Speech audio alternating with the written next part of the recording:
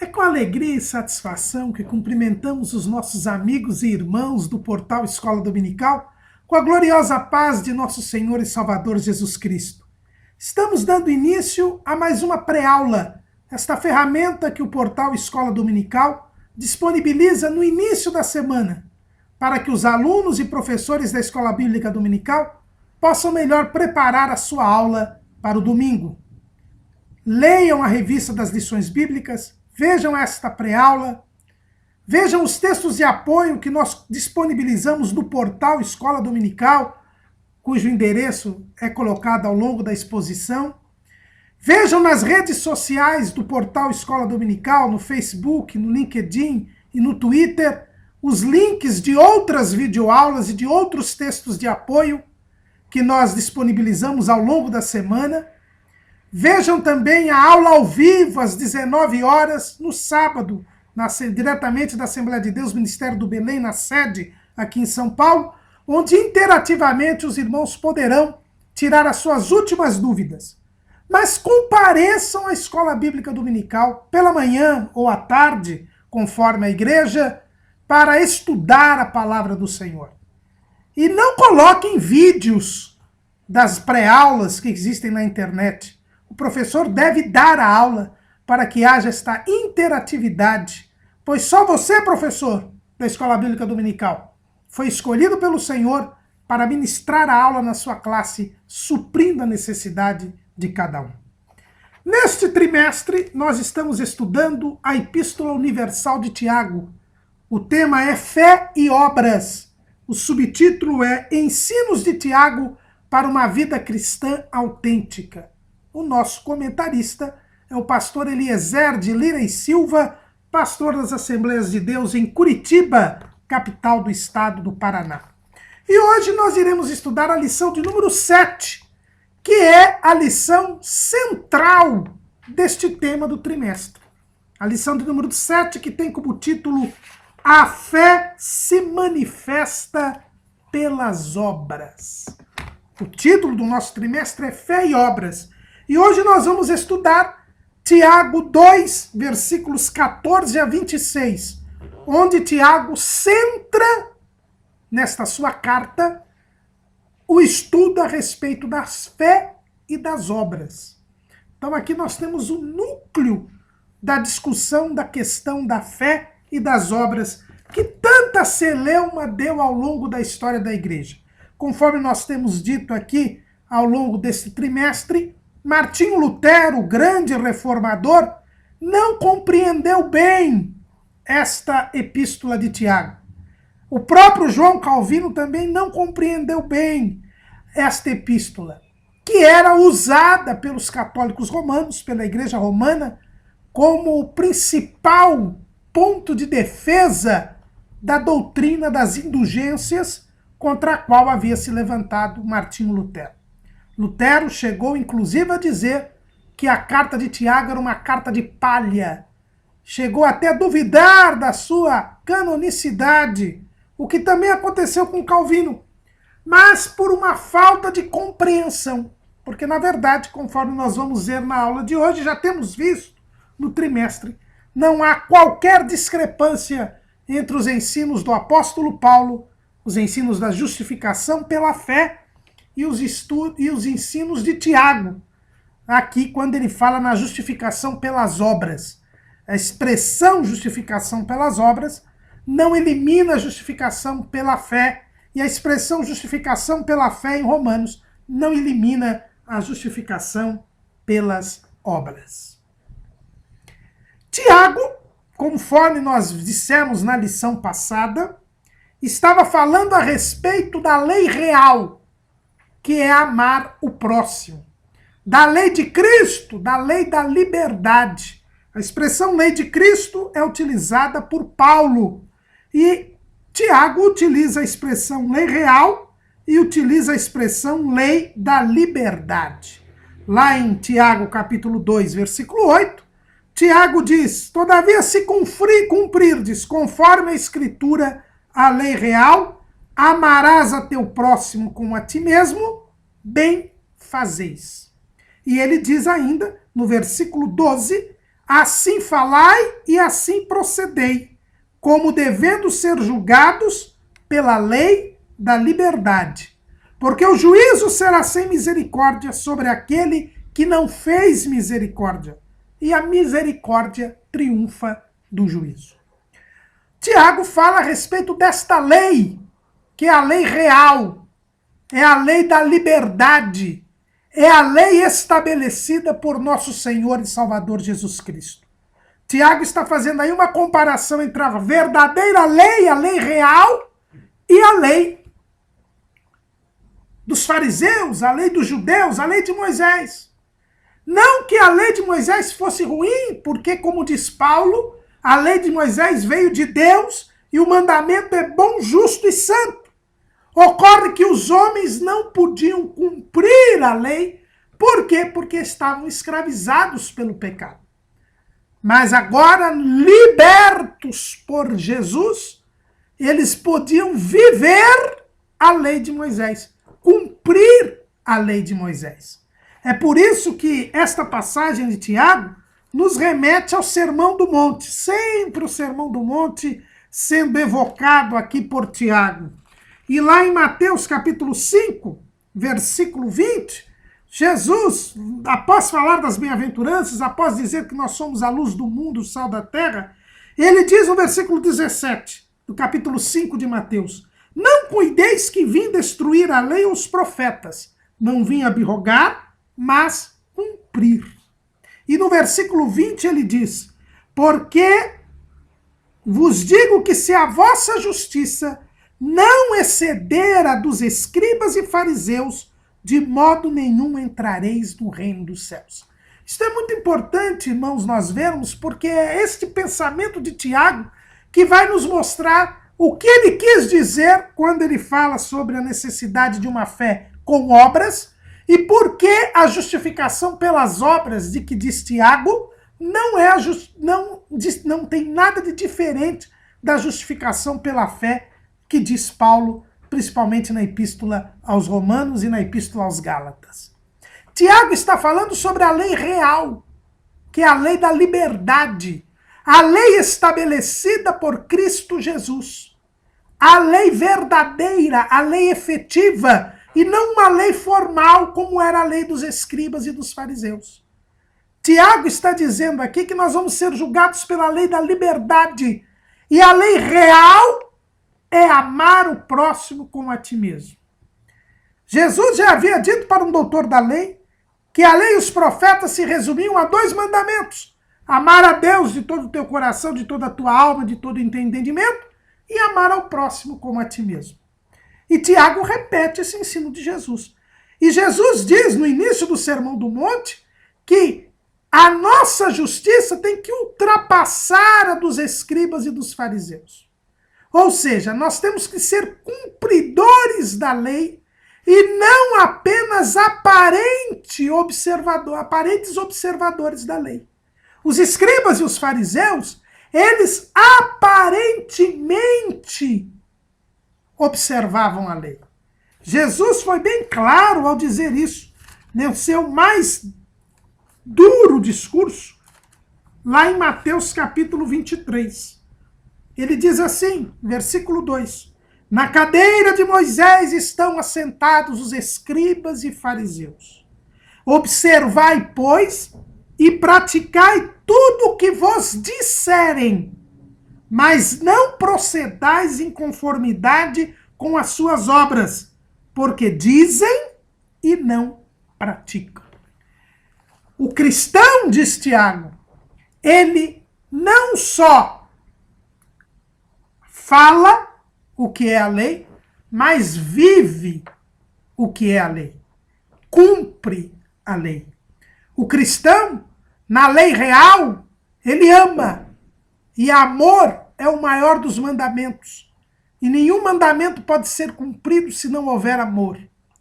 Tiago diz, olha, vocês vão ser julgados pela lei da liberdade. Cristo livrou vocês do pecado. E por isso vocês podem se apegar ao bem e aborrecer o mal. E por isso vocês podem fazer o que Jesus manda. Por quê? Porque vocês amam a Jesus, foram libertos por Cristo, e agora não estão mais presos ao pecado. Por isso vocês podem fazer aquilo que Deus quer, aquilo que a lei manda. Era exatamente a situação contrária dos que eram escravizados pelo pecado. Paulo, escrevendo no capítulo 7 de Romanos, ele fala da situação do homem sob a lei. Ele diz assim, porque, mas o pecado, tomando ocasião pelo mandamento, obrou em mim toda a concupiscência, porque sem a lei estava morto o pecado. Lá Romanos 7 e 8. E o versículo 14. Porque bem sabemos que a lei é espiritual, mas eu sou carnal, vendido sob o pecado. Porque o que faço, não o aprovo. Pois o que quero, isso não faço. Mas o que aborreço, isso faço. E se faço o que não quero, consinto com a lei que é boa. Então Paulo diz que o homem preso no pecado, ele não cumpre a lei. Ele sabe que a lei é boa, ele sabe que a lei manda fazer o que é certo, mas ele não consegue fazer, porque ele está preso pelo pecado. E a lei simplesmente serve para condená-lo. Mas Tiago agora está falando da lei da liberdade. Livres por Cristo Jesus, nós conseguimos fazer o bem. Eu não sou mais carnal, eu passo a ser espiritual, como espiritual é a lei. E é por isso que eu faço tudo aquilo que a lei manda. Porque eu estou livre do pecado e eu cumpro a lei, porque eu faço a vontade de Deus. Tiago, então, está falando sobre a lei real, a lei da liberdade. Aquele que pratica aquilo que fala. Ao contrário dos escribas e dos fariseus, que falavam, mas não praticavam. Mas agora, o cristão, o pequeno Cristo, ele faz como Jesus, que cumpriu a lei, que praticou aquilo que ele falava, aquilo que ele ensinava. Foi o que Lucas deixou registrado lá em Atos, capítulo 1, versículo 1, que diz assim: fiz o primeiro tratado, ó Teófilo, acerca de tudo que Jesus começou, não só a fazer, mas a ensinar. Então, quando Tiago está a falar que o cristão verdadeiro, ele pratica a lei real, ele faz o que Jesus manda, ele demonstra que tem fé. E é isto que Tiago está aqui a insistir. Ele está dizendo que quem tem fé em Jesus, quem nasceu de novo, quem foi salvo, e quando no processo da salvação, ele se inicia pela deliberação de Deus de salvar, depois vem pela palavra de Deus. Quando nós ouvimos a palavra de Deus, nós recebemos a fé, e quando nós cremos em Jesus, nós nos arrependemos dos nossos pecados, somos perdoados, libertos, Jesus tira o nosso pecado, e aí nós somos justificados pela fé. Passamos a ter comunhão com Deus. É o que está lá escrito em Romanos, capítulo 5, versículo 1. Sendo, pois, justificados pela fé, temos paz com Deus, por nosso Senhor Jesus Cristo, pelo qual também temos entrada pela fé a esta graça, na qual estamos firmes e nos gloriamos na esperança da glória de Deus. É disso que Tiago está falando.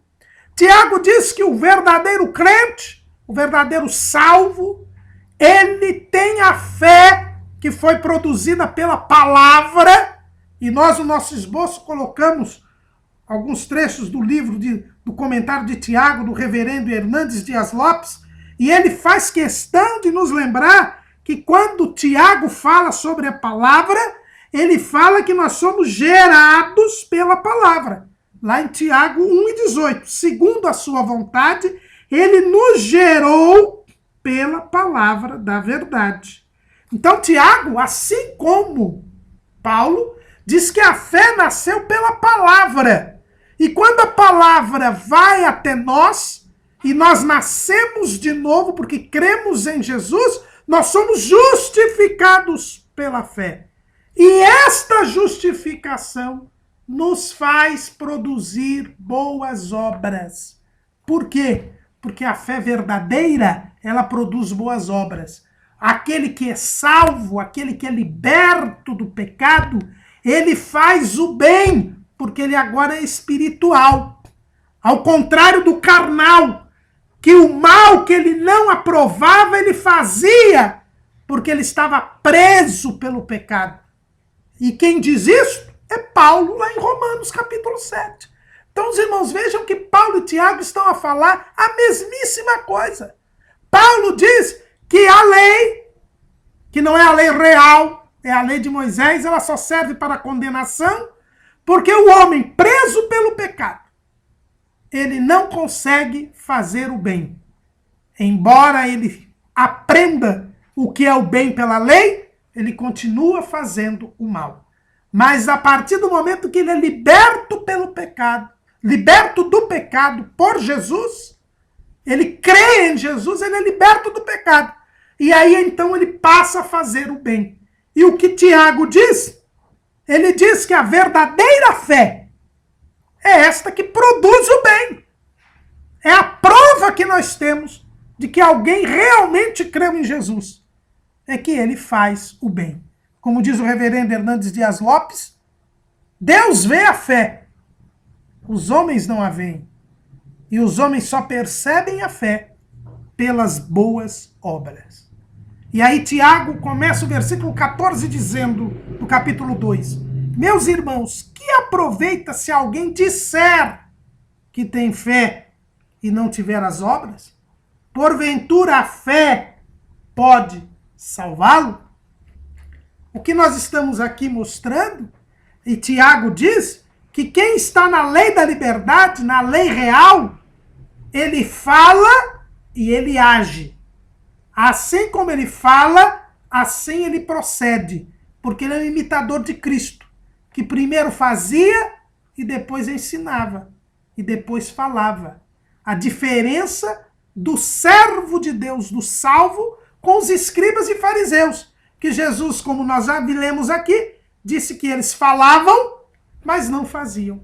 Então não adianta eu dizer que tenho fé se eu não pratico boas obras. É uma fé meramente de palavras, e a fé não é meramente de palavras. É isso que Tiago está dizendo. Não adianta eu dizer que tenho fé. Eu preciso provar que eu tenho fé praticando boas obras. A fé não é meramente de palavras.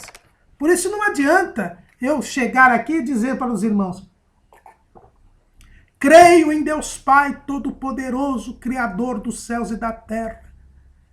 Creio em seu Filho unigênito. Não adianta eu recitar o credo. Esta será uma fé meramente de palavras, uma fé ilusória, uma fé mentirosa, uma fé enganosa. Esta fé meramente de palavras não salva ninguém. É isto que Tiago está dizendo. Uma fé meramente de palavras não pode salvar ninguém. Ela é irrelevante. É apenas uma aparência exterior. Não tem nenhum valor. E Jesus já havia ensinado isso. Pelo menos em 3 momentos no Evangelho, nós vamos ver Jesus mostrando que a verdadeira salvação, ela é frutífera. Ela não é um conceito intelectual. A salvação, ela reproduz verdadeira atitude diferente daquele que foi salvo. O primeiro exemplo que nós temos é no Sermão do Monte. Lá no capítulo 7 de Mateus, no versículo 15 até o 20, Jesus mostra que o seu discípulo ele produz frutos. Veja bem, acautelai-vos, porém, dos falsos profetas, que vêm até vós vestidos como ovelhas, mas interiormente são lobos devoradores. Por seus frutos os conhecereis. Porventura colhem-se uvas dos espinheiros ou figos dos abrolhos?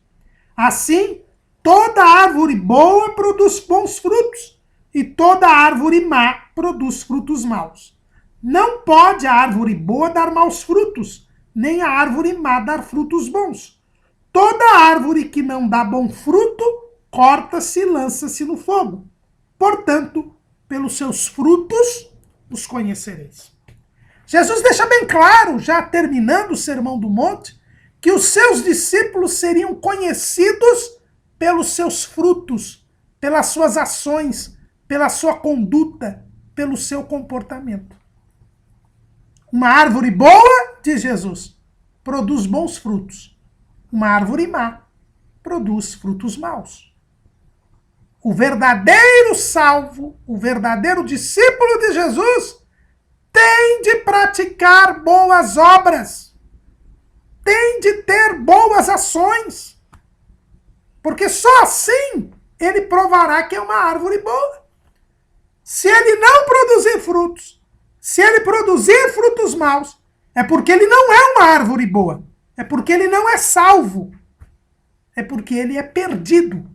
É porque ele é um lobo vestido de ovelha. Então, já no Sermão do Monte, Jesus mostra que os seus discípulos seriam reconhecidos pelas suas boas obras. Mas não se limitou ao Sermão do Monte. Numa das mais conhecidas, se não a mais conhecida parábola de Jesus, a parábola do semeador, que se encontra lá em Mateus, capítulo 13, de 1 a 23, em Marcos, capítulo 4, de 1 a 20, e em Lucas, capítulo 8, versículos 4 a 15, na parábola do semeador, Jesus também mostra que onde a semente, que é a palavra de Deus, e aqui nós temos uma interpretação autêntica, ou seja, o próprio Jesus interpretou a parábola, então não se admite outra interpretação, senão a que Jesus deu.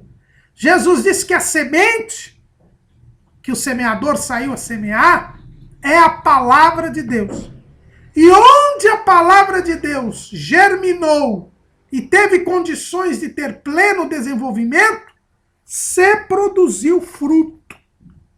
Olha o que ele diz, capítulo 13 de Mateus. E outra caiu, versículo 8, e outra caiu em boa terra e deu fruto, um a 100, outro a 60 e outro a 30.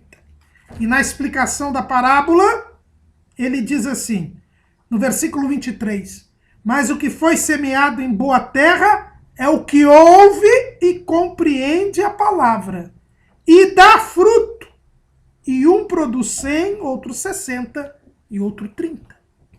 O que Jesus está a nos ensinar aqui, que é aquele que ouve e compreende a palavra, aquele que é salvo, ele produz fruto. Uns mais, outros menos. Mas é impossível que um salvo não produza fruto. E é interessante que Jesus chama o terreno, o coração deste salvo, de boa terra. Ora, se a terra é boa, é porque este fruto é bom. Então Jesus, na parábola do semeador, também nos ensina que o salvo, aquele que é perseverante, que vê salvo até o fim, ele sempre produz fruto. É impossível que alguém que tenha recebido a palavra, compreendido a palavra, que tenha sido dominado pela palavra de Deus, não venha a praticar boas obras, não venha a produzir fruto. Mas existe ainda um terceiro ensino de Jesus a este respeito. Nas suas últimas instruções, lá no Evangelho segundo escreveu João, no capítulo 15, no versículo 16, Jesus diz, não me escolhestes vós a mim, mas eu vos escolhi a vós, e vos nomeei, para que vades e deis fruto, e o vosso fruto permaneça, a fim de que tudo quanto em meu nome pedirdes ao Pai, ele vô-lo conceda.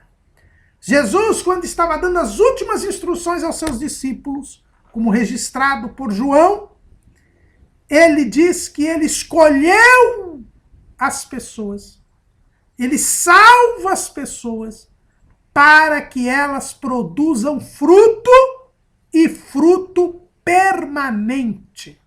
Mais uma vez, Jesus diz que os seus discípulos verdadeiros, genuínos e autênticos sempre hão de produzir fruto. E fruto permanente. Sempre irão praticar boas obras. Então, o que Tiago está a dizer aqui para nós é que uma fé meramente de palavras não é fé. Não existe. Porque salvação está relacionada com prática de boas obras. Jesus disse, os meus discípulos serão conhecidos pelos seus frutos, lá no Sermão do Monte. Jesus disse na parábola do semeador que quem recebe a palavra de Deus e é salvo e é dominado por ela, produz fruto, uns mais, outros menos. E agora, nas suas últimas instruções, ele disse que ele salva para que a pessoa produza fruto e fruto permanente. Então não há como nós vermos aí qualquer novidade que Tiago tenha dito. Não. Tiago está apenas a repetir os ensinos de Jesus Cristo. No Sermão do Monte, na parábola do semeador e nas suas últimas instruções. O apóstolo Paulo não é diferente. Na própria carta aos Romanos, onde se fala tanto da justificação pela fé, esta carta aos Romanos que Lutero achou que estava em contradição com Tiago, Paulo ele é bem claro a este respeito no capítulo 12. No capítulo 5 ele diz, sendo, pois, justificados pela fé, temos paz com Deus. E aqui no capítulo 12, ele diz o seguinte, rogo-vos, pois, irmãos, pela compaixão de Deus, que apresenteis os vossos corpos em sacrifício vivo, santo e agradável a Deus, que é o vosso culto racional.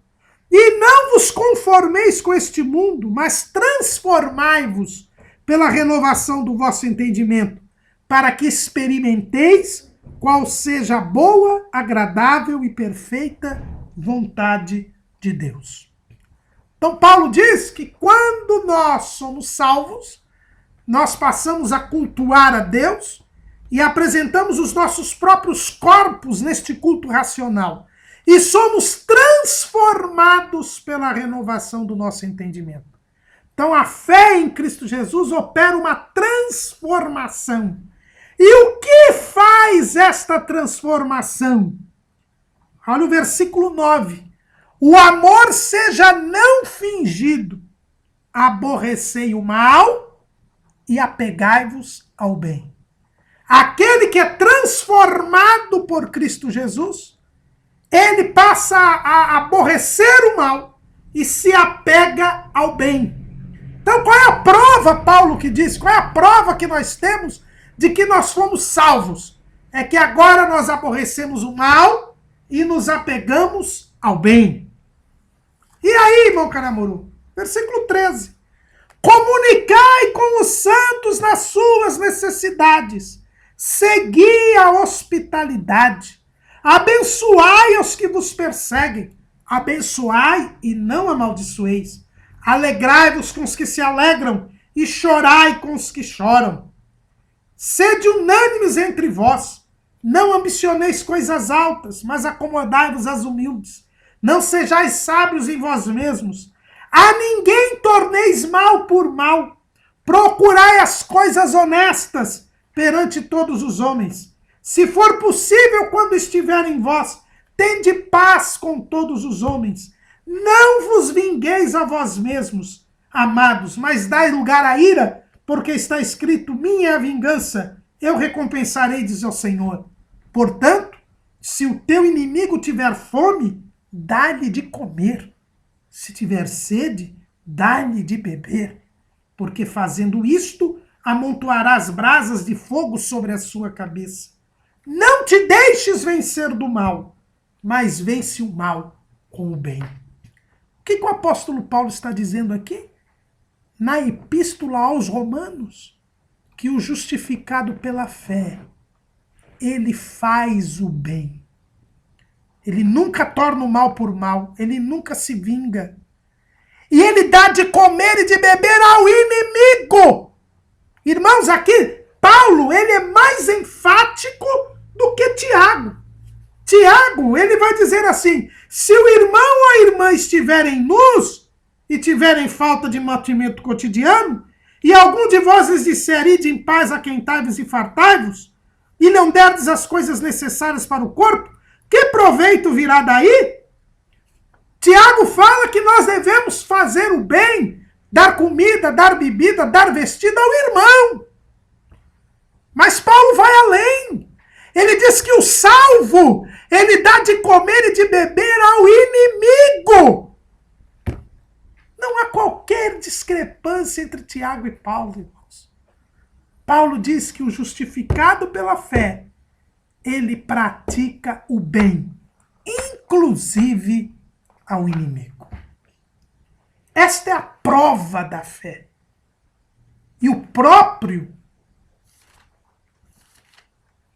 Paulo, lá em Romanos capítulo 5, ele mostra que a prova da fé se faz por uma atitude. Assim como o amor é provado por atitude. Lá em Romanos 5:8 ele diz assim, mas Deus prova o seu amor para conosco em que Cristo morreu por nós, sendo nós ainda pecadores. Assim como Deus provou o seu amor por um gesto, que foi a morte de Jesus na cruz do Calvário, assim como o amor não é um amor de palavras, mas um amor de obra, e é o que João nos ensina lá na primeira epístola, no capítulo 3, no versículo 18. Meus irmãos, não amemos de palavra nem de língua, mas por obra e em verdade. E o versículo anterior ele ainda diz, quem pois tiver bens do mundo e vendo seu irmão necessitado lhe cerrar suas entranhas, como estará nele a caridade de Deus? Ou o amor de Deus? Então os irmãos percebam que assim como Paulo diz que a fé, o amor é provado, o amor de Deus é provado pela morte de Jesus Cristo na cruz do Calvário, a fé do salvo é provada através da prática do bem, do aborrecimento do mal e da prática do bem. Então não há qualquer discrepância aqui. Não é? Paulo e Tiago estão perfeitamente consonantes. E ambos repetindo os ensinos de Jesus. Ou seja, a salvação, a fé salvadora recebida por alguém é demonstrada aos olhos dos homens pela prática de boas obras. E Tiago, como nós já lemos aqui, ele diz que a fé meramente de palavras não tem valor algum. A fé só existe se houver prática de boas obras. E ele diz, olha, se chegar um irmão precisando comer, de beber, de se vestir, e você simplesmente fazer uma oração e de se despedir, falar, vai com Deus, vai em paz, que Deus vai abençoar, você não provou que tem a fé. Você não provou que tem a fé de Jesus Cristo na sua vida. Por quê? Porque você não praticou bem. A fé sem obras, ela é morta em si mesma, disse Tiago. Eu só provo que eu tenho fé se eu pratico boas obras. E nesta ilustração aqui, Tiago nos dá uma grande lição. E mais uma vez nós vemos como Tiago, ele é inimigo da teologia da prosperidade. Quando Tiago fala do irmão necessitado, ele fala, se o seu irmão ou irmã estiverem nus e tiverem falta de mantimento cotidiano. Ele nos ensina que as necessidades básicas que nós devemos suprir para um ser humano, aquilo que nós necessitamos nesta vida, é de comida, bebida e vestimenta. Essas são as necessidades básicas do ser humano. É disto que nós devemos nos ocupar. E neste ensino, Tiago repete Jesus, que lá no Sermão do Monte nos ensinou isso. Capítulo 6, versículo 31 de Mateus. Não andeis, pois, inquietos, dizendo, que comeremos, ou que beberemos, ou com o que nos vestiremos? Porque todas estas coisas os gentios procuram. De certo, vosso Pai Celestial bem sabe que necessitais de todas estas coisas. Paulo, escrevendo lá em 1 Timóteo, capítulo 6, versículo 8, ele repete isto. Tendo, porém, sustento e com que nos vestir, ou com que nos cobrirmos, estejamos com isso contentes. Irmãos, estas são as necessidades básicas que Deus promete nos suprir e que nós devemos suprir através do trabalho. Estas são as necessidades básicas: comida, bebida e vestimenta. É com isto que temos que nos contentar. E Tiago, quando ele fala do irmão necessitado, é aquele que não tem o que comer, beber ou vestir. E nós não podemos permitir que este irmão fique sem comer, beber e vestir. E se eu realmente sou salvo, se eu sou participante da natureza divina, como diz Pedro lá na segunda de Pedro,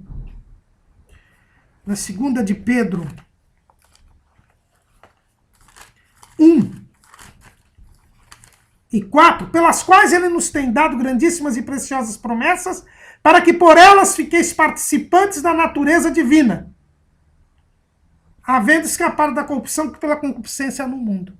Então, se eu estou em comunhão com Deus, se eu sou salvo, eu não posso me contentar, eu não posso me conformar em ver o próximo passando fome, sede ou faltando vestimenta.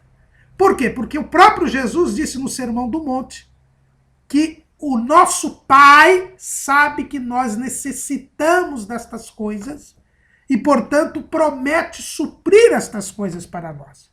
Ora, se o nosso Pai sabe que nós precisamos disso, se eu sou filho dele, participo da natureza dele, se eu tenho o DNA dele, eu também sei que as pessoas precisam disso. E também vou lutar para suprir estas necessidades. É impossível um salvo, verdadeiramente salvo, não se compadecer do próximo que está faminto, sedento ou nu. Se você vira o rosto para alguém que está faminto, sedento ou nu, você ainda não é salvo verdadeiramente. Nós não podemos nos conformar com esta situação, que é uma situação gerada pelo pecado, na injustiça da sociedade dos dias de hoje. Por isso, todo salvo, todo cristão, ele tem que se indignar e lutar para que isto não ocorra, para que nós não tenhamos fome, sede e nudez do próximo. E indignar-se não é ficar reclamando, não é fazendo só manifestação, não é exigindo providências do governo. Tudo isso nós temos de fazer, porque o verdadeiro cristão luta pela justiça social, porque não pode permitir que o pecado gere a injustiça de termos pessoas nuas, sedentas e famintas. Mas, sobretudo, eu e você temos de agir. E na medida das nossas capacidades, das nossas possibilidades, fornecer comida, bebida e vestimenta a estas pessoas. É o que Jesus espera de nós. Está lá em Mateus, capítulo 25. versículo 31. E quando o Filho do Homem vier em sua glória e todos os santos anjos com ele, então se assentará no trono da sua glória. E todas as nações serão reunidas diante dele e apartará uns dos outros, como o pastor aparta dos bodes as ovelhas. E porá as ovelhas à sua direita, mas os bodes à esquerda. Então dirá o Senhor aos que estiverem à sua direita, as ovelhas, os seus servos: vinde, benditos de meu Pai, possuí por herança o reino que vos está preparado desde a fundação do mundo. Porque tive fome e deste-me de comer. Tive sede e deste-me de beber. Era estrangeiro e hospedastes-me. Estava nu e vestistes-me. Adoeci e visitastes-me. Estive na prisão e fostes ver-me. Então os justos lhes responderão dizendo: Senhor, quando tivemos com fome te demos de comer, ou com sede te demos de beber? E quando tivemos estrangeiro e te hospedamos, ou nu e te vestimos? E quando tivemos enfermo ou na prisão e fomos ver-te? E respondendo o rei lhes dirá: em verdade vos digo que quando fizestes a um destes meus pequeninos irmãos, a mim o fizestes. Qual é a diferença entre a ovelha e o bode? É que a ovelha fez o bem, provou que tinha fé em Jesus, que era participante da natureza divina. E por isso, ele vestiu o nu, visitou o enfermo, foi ver o preso, deu comida ao faminto, deu água ao sedento. É assim que se prova que alguém é justo, que alguém é ovelha de Jesus Cristo. Quem realmente tem fé em Jesus faz o bem, porque é imitador de Jesus. E Jesus fez o bem enquanto esteve entre nós. Atos 10 e 38. Como Deus ungiu a Jesus de Nazaré com o Espírito Santo e com virtude, o qual andou fazendo bem e curando a todos os oprimidos do diabo, porque Deus era com ele. Tiago está aqui a nos mostrar que o verdadeiro salvo, aquele que tem a fé em Jesus, aquele que participa da natureza divina, ele não se conforma em ver o nu, o preso, o enfermo, o sedento, o faminto. Ele faz o bem, ele luta por uma sociedade mais justa, ele reivindica que os governantes olhem para os desfavorecidos, ele vota naqueles que defendem os desfavorecidos, ele não permite que aqueles que trazem desigualdade social prevaleçam, mas ele, sobretudo, é o primeiro a suprir estas necessidades básicas das pessoas. E as outras, irmãos, supostas necessidades, elas são supérfluas. Hoje nós vivemos um mundo materialista, um mundo consumista, que cria uma série de necessidades que não são necessárias. O necessário é a comida, a bebida e a vestimenta. Isto é o necessário. O resto é supérfluo. Tendo isto, contente-se, meu irmão. Tendo isto, aquilo que sobejar, reparta com quem não tem. Porque se você não fizer isto, você não estará provando que tem fé em Jesus. Eu tenho que dar prioridade às coisas espirituais. Jesus disse: buscai primeiro o reino de Deus e a sua justiça, e todas estas coisas vos serão acrescentadas. Que coisas? A comida, a bebida, a vestimenta. Nós temos que dar prioridade às coisas espirituais. Nós não estamos servindo a Jesus para termos carro do ano, para termos mansão, para termos uma vida regalada, para termos nadarmos em dinheiro, para termos luxo. Não, irmãos. Tudo isto que o mundo oferece hoje, e as pessoas correm atrás daquilo que não é necessário, dão prioridade àquilo que não é o essencial. Nós temos que buscar as coisas espirituais.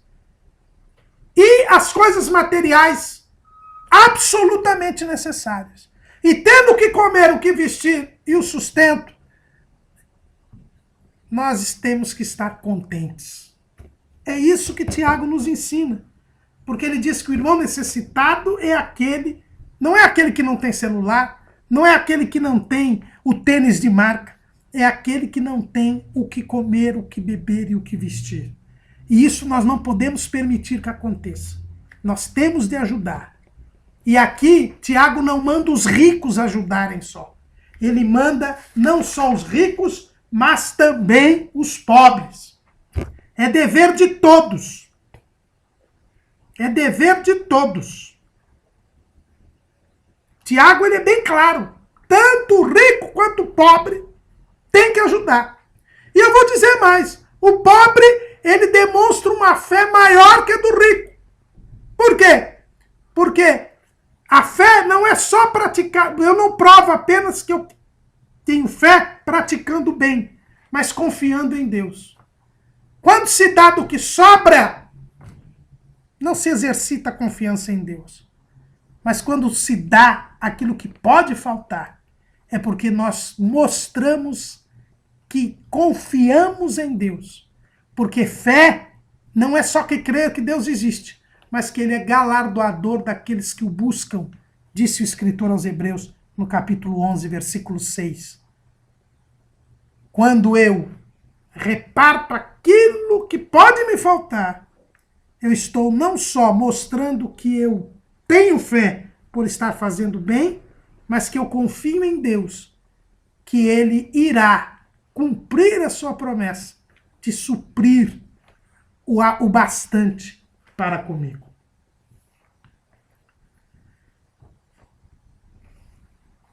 Então, se eu fizer o bem, eu estou salvo? Não é isso que Tiago ensina. Até aqui nós falamos que quem tem fé pratica boas obras. Jesus ensinou isso, Paulo ensinou isso, Tiago está ensinando isso. Eu só provo a minha fé pelas obras. Não há como dissociar fé de obras. O que Tiago está dizendo, ele deixa bem claro no versículo 18. Mas dirá alguém, tu tens a fé e eu tenho as obras. Mostra-me a tua fé sem as tuas obras. E eu te mostrarei a minha fé pelas minhas obras. O que Tiago está ensinando aqui, irmãos? Que fé sem obras é morta. Mas obras sem fé também são mortas. Eu não posso dissociar fé de obras. Tiago diz, eu vou mostrar a minha fé pelas minhas obras. É o que Jesus ensinou no Sermão do Monte, na parábola do semeador, nas últimas instruções, o que Paulo ensinou em Romanos 12 e o que Tiago está ensinando aqui. Eu mostro a fé pelas obras. Agora, uma fé sem obras, ela não existe. É uma ilusão. Ela é morta. É igual a fé dos escribas e fariseus. É mera palavra, é mera retórica, é mera religiosidade vazia. É por isso que Tiago chama o homem que tem fé, mas não tem obras, de homem vão. É um homem vazio. Ele diz lá no versículo 5, mas ó homem vão. É um homem vazio, é o homem sem Deus, é o homem preso às coisas deste mundo. E isto nos faz lembrar Salomão, quando ele fala lá em Eclesiastes que tudo é vaidade.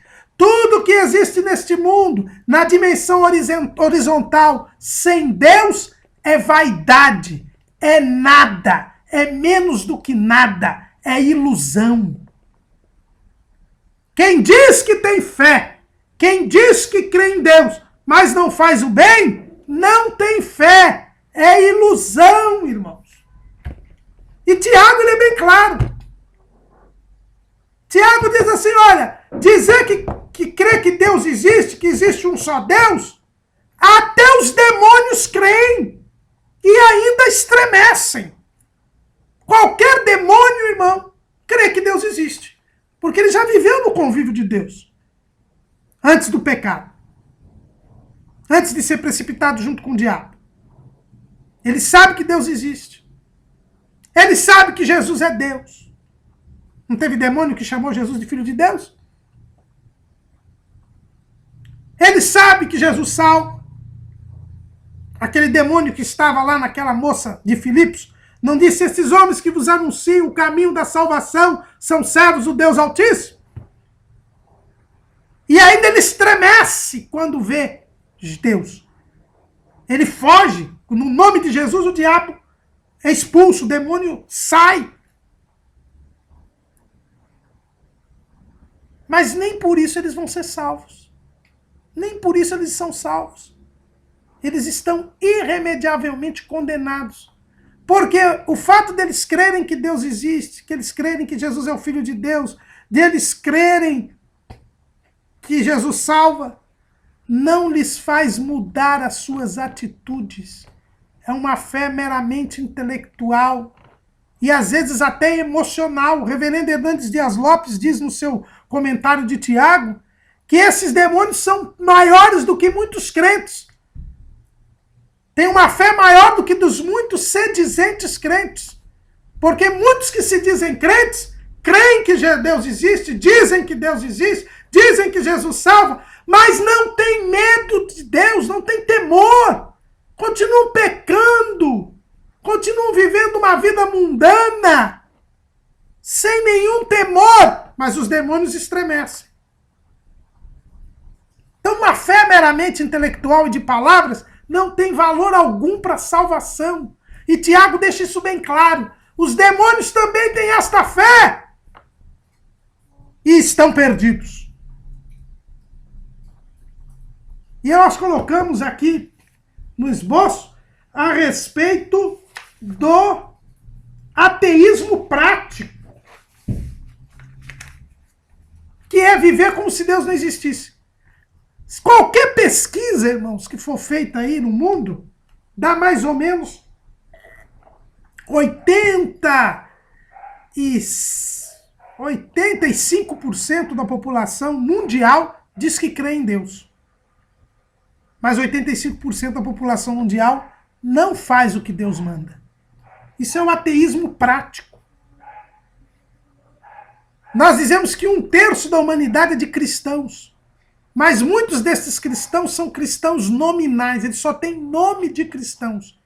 Eles dizem que creem em Jesus, dizem que Jesus é o Filho de Deus, mas não fazem o que Jesus manda.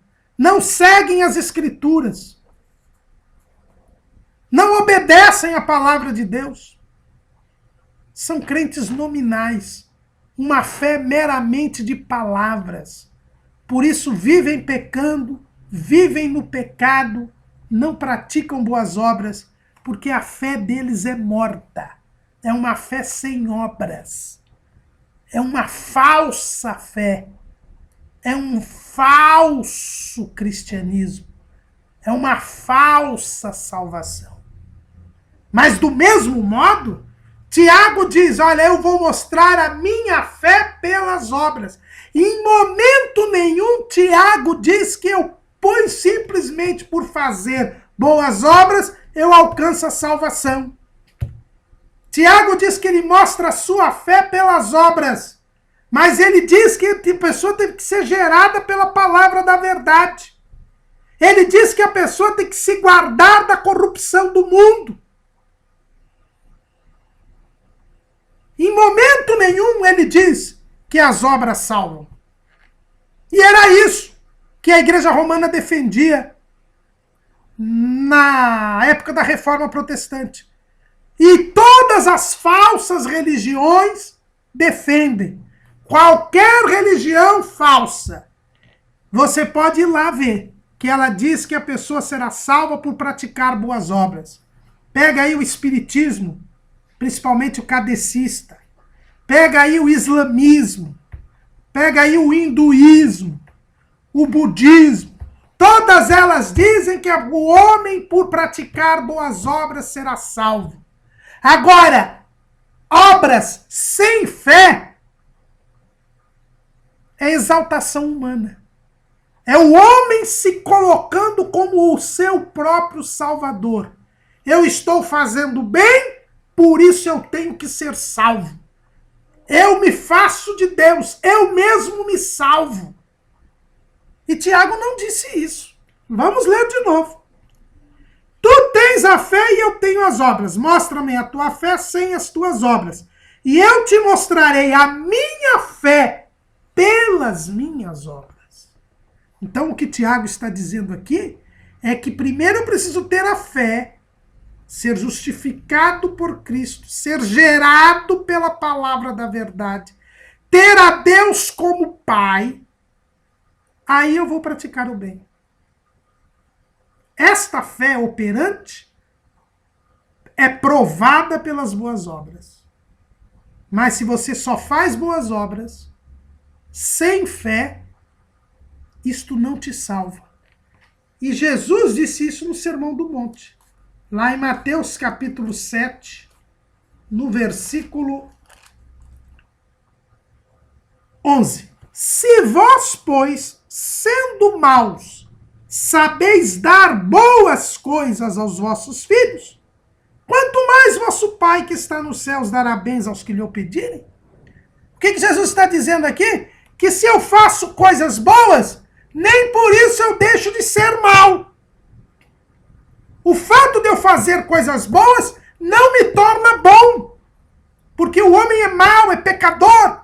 E só por Cristo Jesus ele alcança a salvação. Só se ele crer em Jesus, ele será justificado, terá seus pecados perdoados, será tornado uma nova criatura, criatura boa, e por isso fará o bem. Agora, se eu simplesmente faço coisas boas, sem ser gerado pela palavra da verdade, eu continuo sendo mau, eu continuo estando pronto para a perdição. E se eu acho que eu sou salvo por isso, aí eu me exalto, aí eu sou soberbo, e eu caio na mentira satânica de achar que eu não preciso de Deus. Por isso não adianta ter fé sem obras, uma fé meramente de palavras, mas também não adianta eu só fazer coisas boas sem crer em Jesus. O importante é eu crer em Jesus. E se eu realmente crio em Jesus, eu pratico boas obras. A prática de boas obras, o fruto da minha fé, promoverá, logicamente, um crescimento espiritual. Porque a fé, irmãos, ela não é estática, ela aumenta. Quando a gente lê lá em Lucas, capítulo 17, versículo 5, Jesus nos fala sobre isso. Ele diz assim, aliás, os discípulos entenderam esse ensino de Jesus e disseram então os apóstolos ao Senhor, acrescenta-nos a fé. A fé pode ser acrescentada. Nesta oração, Jesus simplesmente ouviu. Lá em Mateus, capítulo 13, versículo 31, nas parábolas, Jesus diz o seguinte, as parábolas do reino. Outra parábola ele propôs dizendo, o reino dos céus é semelhante ao grão de mostarda que o homem pegando dele semeou no seu campo, o qual é realmente a mais pequena de todas as sementes, mas crescendo é a maior das plantas, e faz-se uma árvore, de sorte que vêm as aves do céu e se aninham nos seus ramos.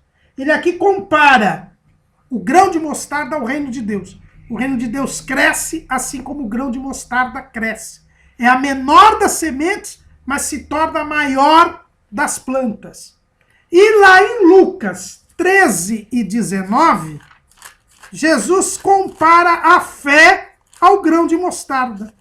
Ele diz assim, e dizia, a quem é semelhante o reino de Deus, a quem compararei? E é semelhante ao grão de mostarda, que um homem tomando lançou na sua horta e cresceu e fez-se grande árvore, e em seus ramos se aninharam as aves dos céus. Então, a fé ela é comparada ao grão de mostarda, ou seja, a fé ela pode crescer. E quando eu pratico boas obras, a minha fé cresce. É um círculo vicioso.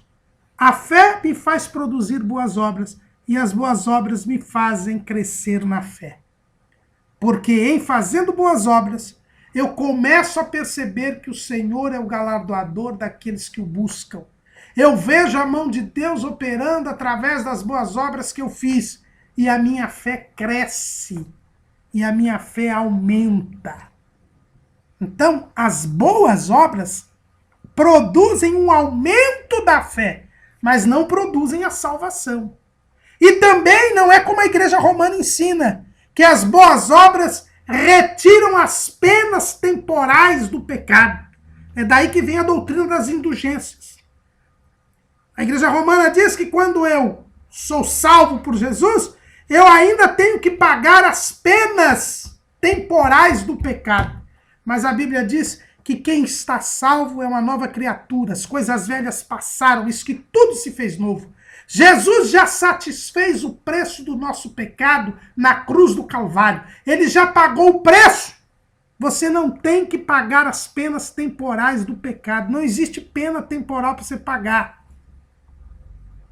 Porque a Igreja Romana ensina que estas penas temporais, estas penas do pecado na terra, têm que ser pagas pelo homem com boas obras. E se você não pagar com boas obras, você vai ter que passar um tempo no purgatório. Primeiro, não existe purgatório. Segundo, todas as penas foram pagas por Jesus Cristo. As consequências do pecado, pela lei da ceifa, você pagará aqui mesmo, na terra. Isso é consequência do pecado, por causa da lei da semeadura. Mas todas as penas do pecado espirituais foram pagas por Cristo Jesus.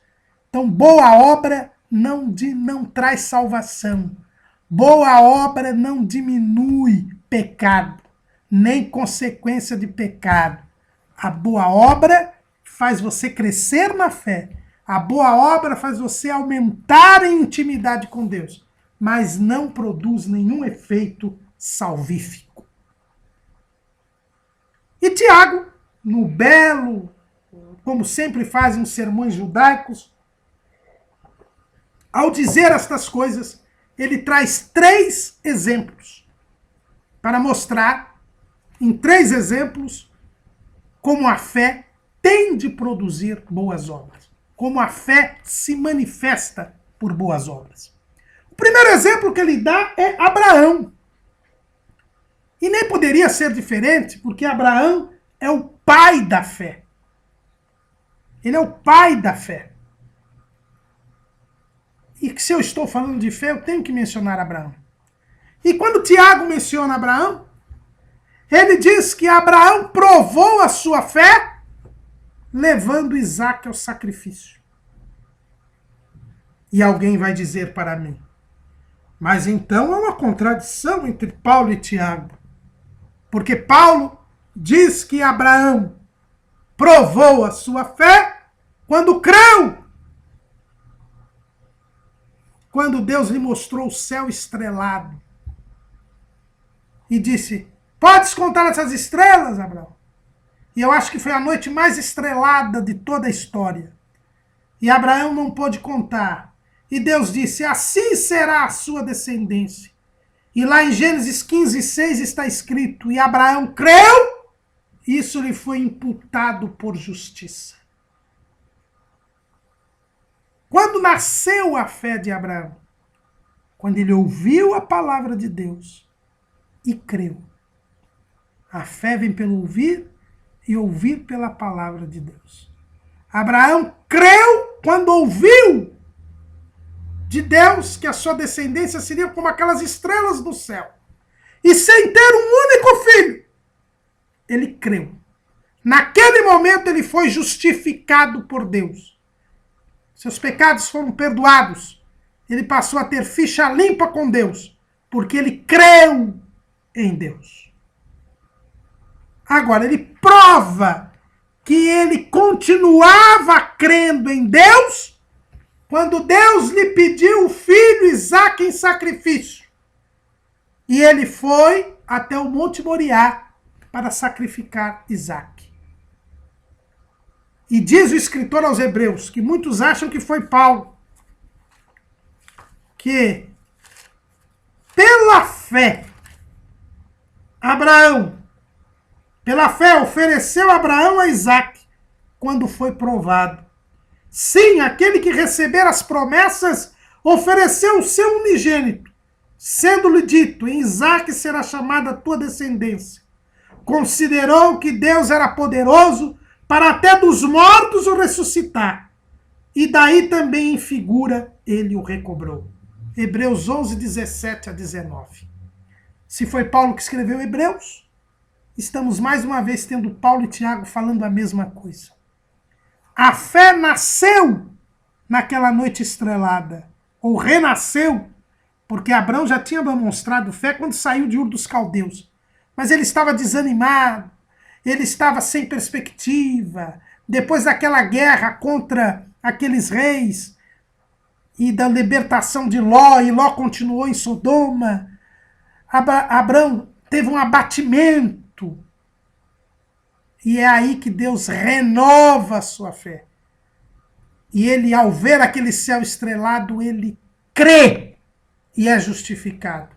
Mas como eu sei que Abraão tinha fé, agora já Abraão tinha fé, porque ele foi levar Isaque para o sacrifício, o seu único filho, mas que ele sabia que Deus era fiel, até para ressuscitar Isaque. Porque se Deus havia falado, ele haveria de cumprir. Mas ele provou a sua fé através deste gesto.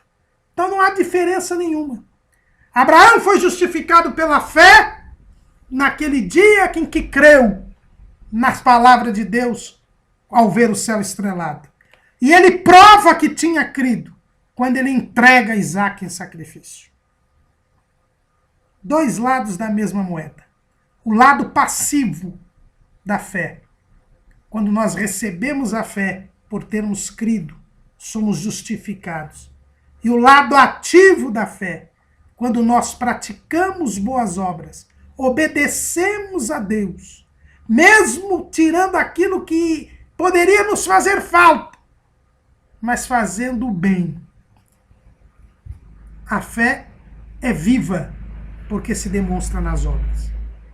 Como diz o reverendo Hernandes Dias Lopes, aquele dia que Abraão creu e foi justificado, só Deus viu, porque só Deus pode ver a fé. Mas no dia em que Abraão ofereceu Isaque em sacrifício, todos os homens viram a fé de Abraão, porque os homens só podem ver as obras que provam a fé. Mas Tiago deu um segundo exemplo, o exemplo de Raabe, a meretriz de Jericó. Raabe diz lá em Josué, no capítulo 2, Raabe, no versículo 9 a 13, a Bíblia diz que Raabe ouviu falar das maravilhas que Deus havia feito com Israel no deserto. Raabe ouviu falar das promessas que Deus havia dado a Israel e creu. Ao ouvir a palavra de Deus, ela creu. Ela creu que Jericó seria entregue nas mãos de Israel, porque Deus era fiel para cumprir as suas promessas. E por isso ela escondeu os espias. Ao despistar os soldados de Jericó, ela vai e conta para os espias que ela havia ouvido e crido. E por isso havia feito bem aos soldados. E é por isso que Raabe demonstra aqui a mesma coisa. O lado passivo da fé. Ela ouviu e creu na palavra de Deus. Foi justificada pela fé. E por isso ela agiu, ela fez bem aos espias. É uma fé que é provada pelas obras. Os espias só souberam que Raabe havia crido quando ela despistou os soldados de Jericó. Mas Deus já sabia desde o momento em que Raabe creu no que ouviu a respeito das promessas de Deus. E a última ilustração que Tiago faz é a ilustração do corpo sem espírito. Ele diz que uma fé sem obras é como um corpo sem espírito. Se o corpo não tem o espírito, ele está morto. Ele é inerte. Ele é inativo. Quando uma pessoa morre, alma e espírito saem do corpo. O coração não bate. ele não mais vê, ele não mais anda, ele esfria, ele é inerte, ele se desfaz, ele apodrece. Assim é a fé sem obras. A fé sem obras, ela é inativa, ela é inerte, ela não faz nada. E com o tempo ela apodrece. E aí nós nos lembramos daquilo que Jesus diz nas últimas instruções. Em João capítulo 15, versículo 6. Se alguém não estiver em mim, será lançado fora como a vara e secará. E os colhem e lançam no fogo e ardem. Irmãos, os crentes nominais, os cristãos nominais, estes ateus práticos, esses que dizem ter fé, mas não praticam o bem, é porque eles não estão em Jesus. Eles não têm comunhão com Deus. É uma fé ilusória, é uma fé mentirosa, é uma fé enganosa. E assim como o corpo sem espírito apodrecerá, cheirará mal e denunciará a morte, estas pessoas também, mais cedo ou mais tarde, elas serão reveladas. O seu cheiro de morte exalará e todos perceberão que ele, na verdade, não é salvo. Todos perceberão, porque ele será lançado fora, ele secará, ele será colhido e lançado no fogo e arderá. Irmãos, isto é sério. Aquele que diz ter fé, mas não tem, mais cedo ou mais tarde, isso será revelado. Porque nada que é oculto não há de ser revelado. E ele será lançado fora e arderá no fogo do inferno. Isto é sério, irmãos. A verdadeira fé em Cristo Jesus produz boas obras. E quem não faz o bem é porque não está na videira verdadeira. É porque, mais cedo ou mais tarde, será lançado fora e arderá no lago de fogo e enxofre. Pense nisso. Você tem praticado boas obras? Você faz o bem? Se não faz, aceite a Jesus Cristo como seu Salvador. Porque a verdadeira fé em Cristo produz boas obras. Amém.